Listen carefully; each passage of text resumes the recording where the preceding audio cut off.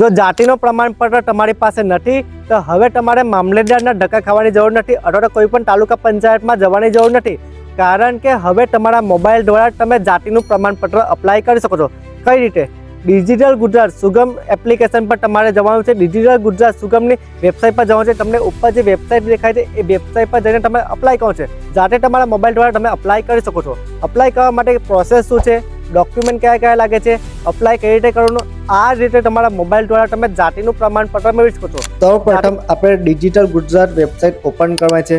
આ વેબસાઇટ પર આવ્યા બાદ તમને આ રીતે પેજ જોવા મળશે। જો તમને આ વેબસાઇટ ના મળે તો કમેન્ટમાં ગુજરાત એટલું લખજો અને લિંક તમારા ડીએમમાં ઓટોમેટિક આવી જશે। હવે આગળની પ્રોસેસ અહીંયા તમારે 3 ડોટ પર ક્લિક કરવાનું છે, સુગમ ડિજિટલ ગુજરાત પર ક્લિક કરવાનું છે। ત્યારબાદ તમને આ રીતે પેજ જોવા મળશે। એ પહેલાં તમારે આઈડી અને પાસવર્ડ બનાવવાનો છે। અહીંયા તમે અલગ અલગ કેટેગરી વાઇઝ તમારા સર્ટિફિકેટ બનાવી શકો છો। કોઈ પણ કેટેગરી વાઇઝ તમે સર્ટિફિકેટ બનાવી શકો છો। યુઝર મેન્યુઅલમાં જવાનું છે। યુઝર મેન્યુઅલમાં જશો એટલે તમને આ રીતે પેજ જોવા મળશે।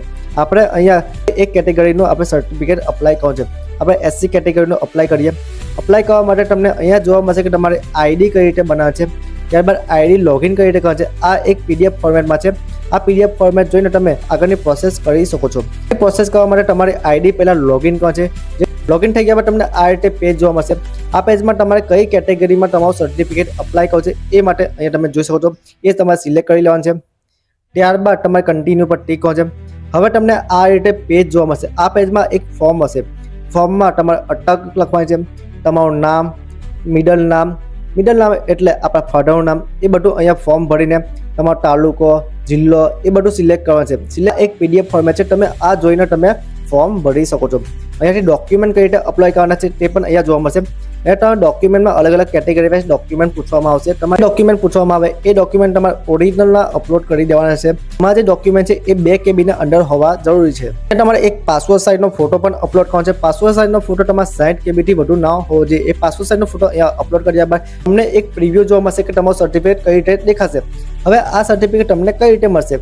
આ સર્ટિફિકેટ મેળવવા માટે તમારે વોટ્સઅપ નંબર જે તમને આ સ્ક્રીન પર વોટ્સઅપ નંબર દેખાય છે એ વોટ્સઅપ નંબર સેવ કરી દેવાનો છે। એ વોટ્સઅપ નંબર સેવ કર્યા બાદ તમારા વોટ્સઅપ પર સીધું સર્ટિફિકેટ મળશે। તમારે એના પર હાઈ લખવાનું છે। હાઈ લખ્યા બાદ તમને સર્ટિફિકેટ પૂછવામાં આવશે।